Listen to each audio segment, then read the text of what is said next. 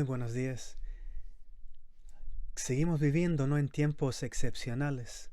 El año 2021 sigue con el mismo ritmo, parece, que el 2020, con el mundo sacudido por esta pandemia.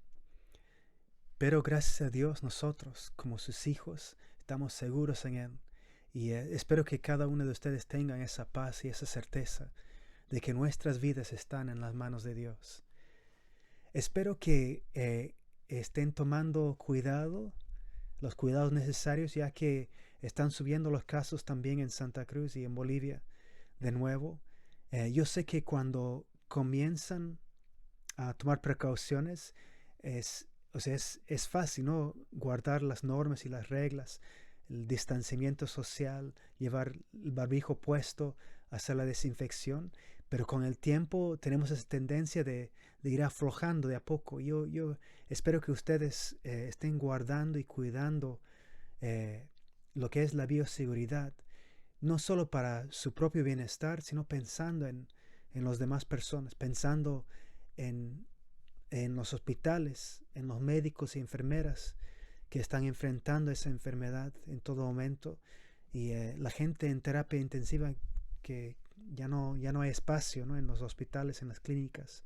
Así que sigamos tomando cuidado, cuidando nuestras vidas, nuestras familias, nuestros vecinos, y de esa forma mostrar el amor de Dios para la sociedad. Nosotros, gracias a Dios, estamos bien aquí en la casa de mi suegro, en Inglaterra. Teníamos planificado estar ya en Santa Cruz desde el martes pasado, pero por un nuevo variante que salió aquí en Inglaterra no están permitiendo que lleguemos de aquí a Bolivia todavía. Estamos viendo la posibilidad de llegar o quizás el 20 de enero, o si no, tendríamos que esperar quizás hasta mediados de febrero.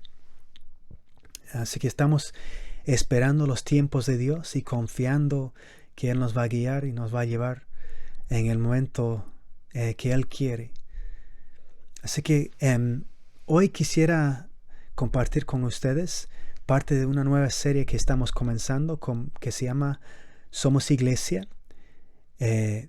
Comenzamos la semana pasada, pero no se pudo reunir físicamente, sino que lo hicimos en internet. Así que si no han participado la semana pasada, les aviso que hay 2 videos de 2 enseñanzas cortas de unos 8 o 9 minutos que están disponibles en internet.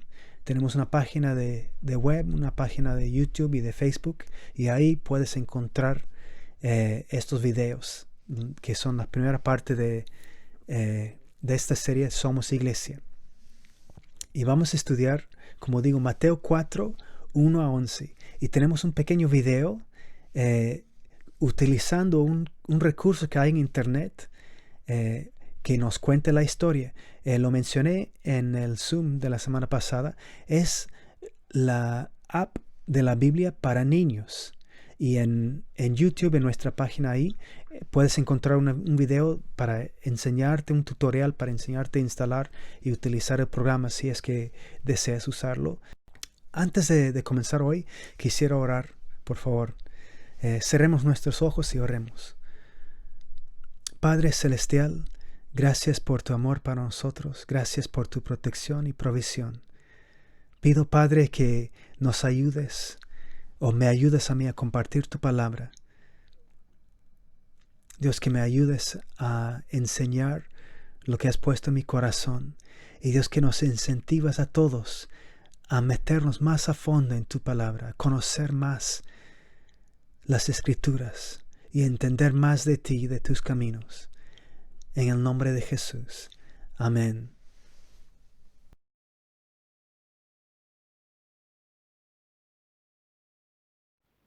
Una prueba en el desierto. El Espíritu de Dios guió a Jesús al desierto. Él no comió nada por 40 días y 40 noches. Después de eso, tuvo mucha hambre. Al saber que Jesús tenía hambre, Satanás lo tentó. Señalando una piedra, le dijo: «Si eres el Hijo de Dios, Dile a esas piedras que se conviertan en pan.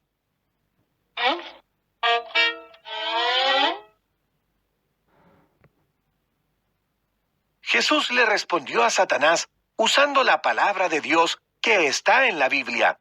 No solo de pan viven los hombres, le dijo Jesús. Sus vidas también dependen de lo que Dios dice.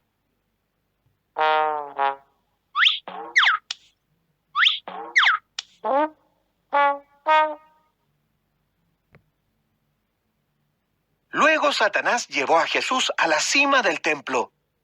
Si eres el Hijo de Dios, salta. Las Escrituras dicen que los ángeles de Dios te rescatarán.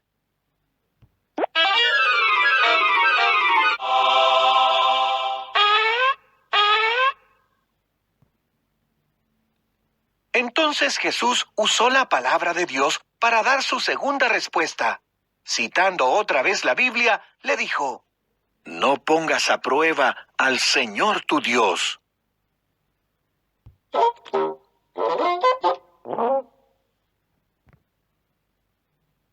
Finalmente, Satanás llevó a Jesús a la montaña y le mostró todos los reinos y las riquezas del mundo.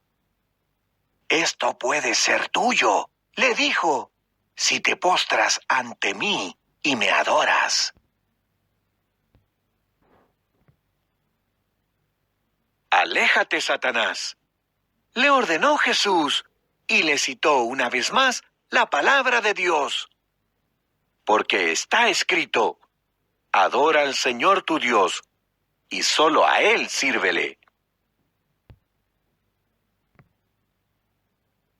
Apenas Jesús lo dijo, Satanás lo dejó. Después los ángeles vinieron y lo cuidaron.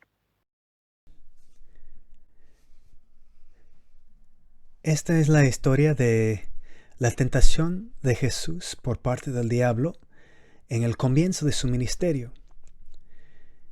Jesús está en el desierto y ha estado 40 días en ayuno, y viene la primera tentación que le pone Satanás, y está enfocado en la necesidad física de Jesús.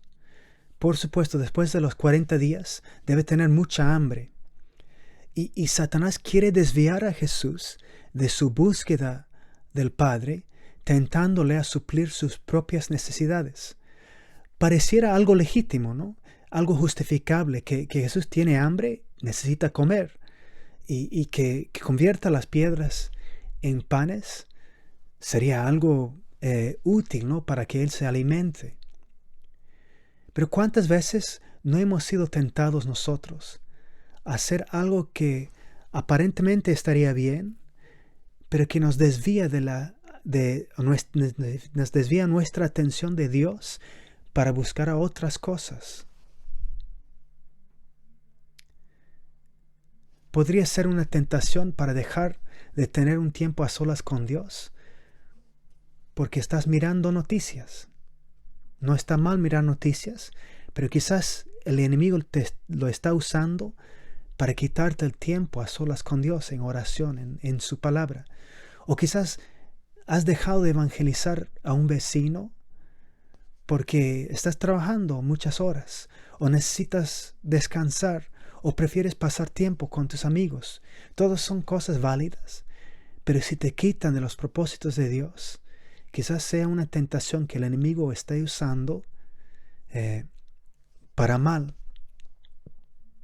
Ahora, pensemos, si hubiera caído Jesús en esta tentación, hubiera marcado una fuerte diferencia con la realidad de lo que fue su ministerio, porque su primer milagro hubiera sido alimentarse a sí mismo y no a los demás.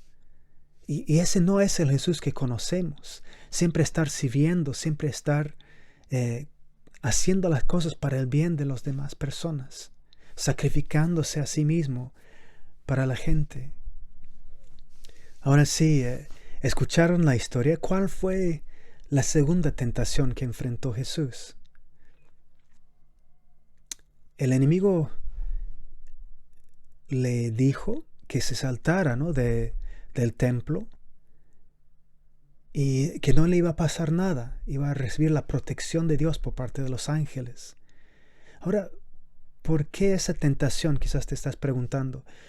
Es interesante que los líderes religiosos de los judíos, los rabinos, ellos enseñaban en ese tiempo que cuando iba a venir el Mesías, él iba a aparecer en la parte más alta del templo y iba de ahí a anunciar la redención de Israel. Si Jesús hubiera hecho esto y luego hubiera saltado hacia abajo solo para ser sostenido por los ángeles, en vez de tropezar contra las piedras, estaría anunciando la llegada del Mesías conquistador, el gran victorioso. Y de hecho eso es lo que estaban esperando los judíos en este tiempo.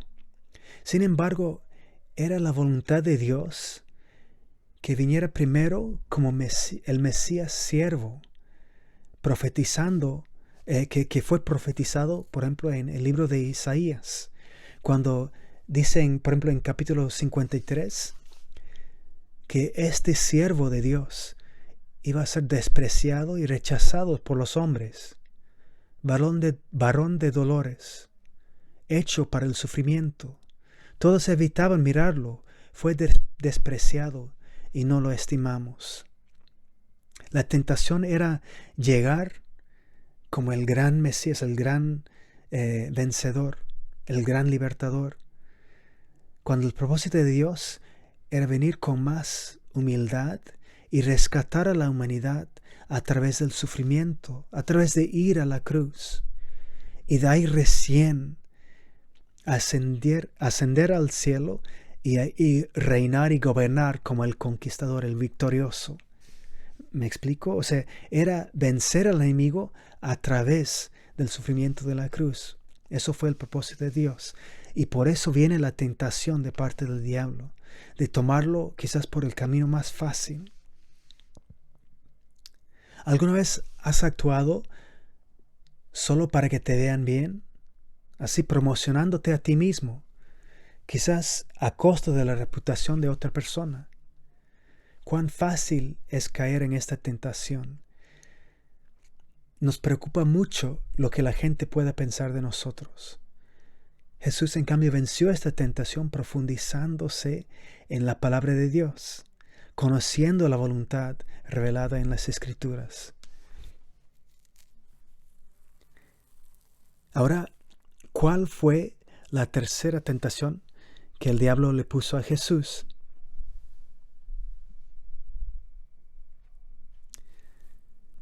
La tercera tentación en realidad fue una tentación a una rebeldía directa contra el Padre. Y hace recuerdo a la tentación al primer hombre, o sea, el primer Adán, y a Eva, cuando Satanás en Génesis capítulo 3 les dice: cuando coman de ese árbol, se les abrirán los ojos y llegarán a ser como Dios, conocedores del bien y del mal.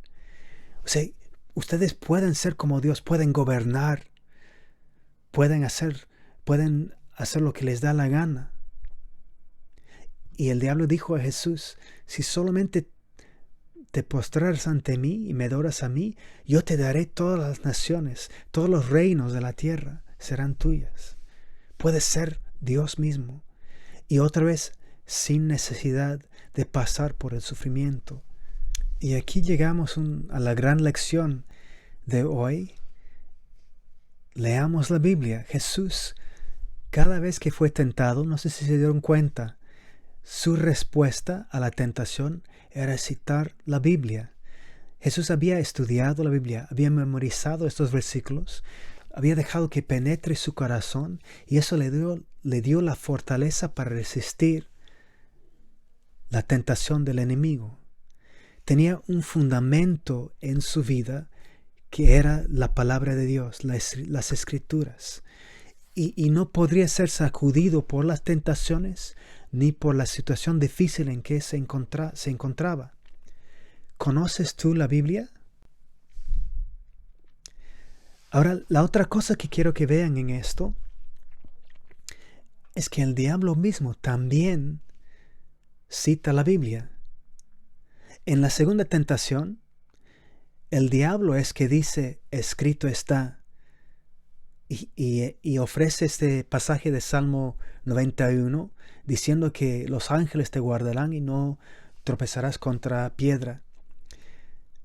La diferencia es que cuando el diablo cita la Biblia, lo hace para su propio beneficio, para intentar convencer a la persona, en este caso Jesús, convencerle a hacer lo que él quiere.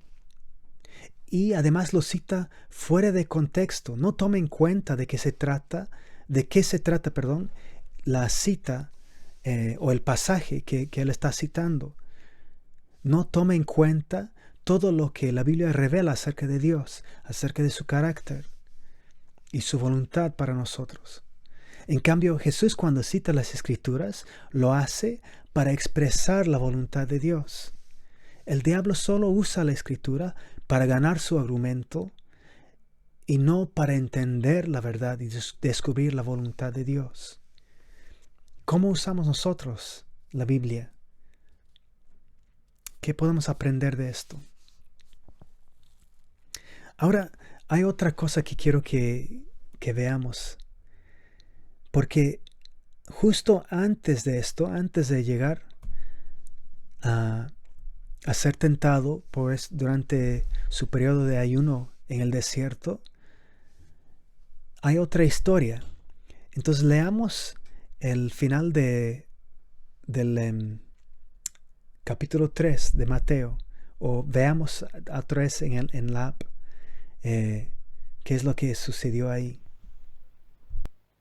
Un día, Jesús vino para que Juan lo bautizara. Cuando Juan vio a Jesús, dijo, «Miren, el Cordero de Dios que quita el pecado del mundo». Oh.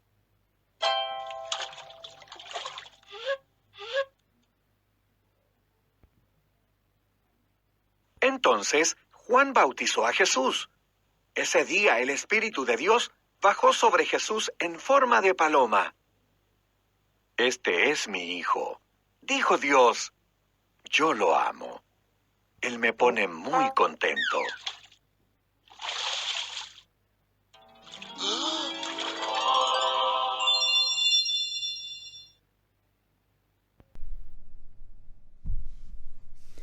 Así que Jesús ha sido bautizado para comenzar su ministerio y ha bajado sobre él el Espíritu Santo en forma de paloma. O sea, ha recibido la llenura del Espíritu Santo. Dios ha proclamado sobre él que es mi Hijo amado, en quien estoy complacido. Y dice, versículo 1 del capítulo 4, que luego el Espíritu llevó a Jesús al desierto. O sea, Jesús está lleno del Espíritu Santo.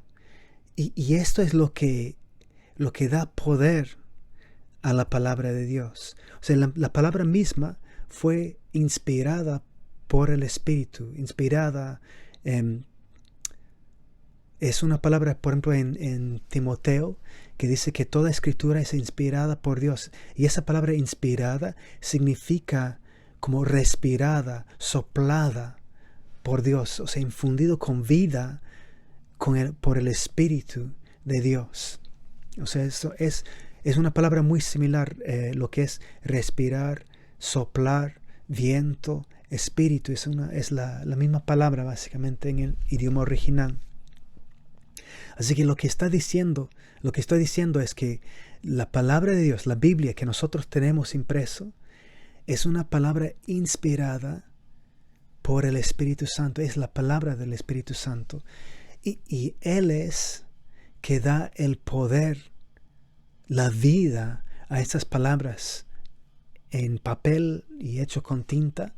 Lo que les da vida y poder es el Espíritu Santo. Así que cuando nosotros nos acercamos a la palabra de Dios, tenemos que hacerlo buscando la revelación del Espíritu Santo.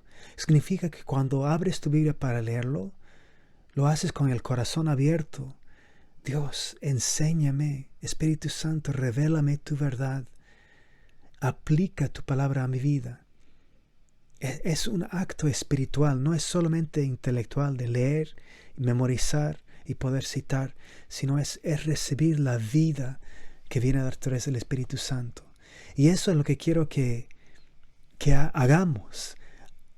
Abramos nuestras Biblias, estudiemos nuestras Biblias, pero sí buscando que el Espíritu Santo nos llene, tal como bajó sobre Jesús con poder en su bautismo, que también el Espíritu nos llene para entender y aplicar su palabra. Y así seremos nosotros, iglesia, con el poder de Dios, guiándonos, llevándonos conforme a su palabra para cumplir su voluntad. Amén. Muchas gracias por su atención. Que Dios los bendiga mucho. Y en esta semana, abran sus Biblias. Aprovechen de los recursos que haya. Vayan a nuestros sitios de internet y buscan. No son muchos recursos todavía, pero hay algunas. Y en la página de Fuente de Vida hay muchas enseñanzas antiguas, ¿no? de años pasados que hemos grabado ahí en audio. Así que aprovechen.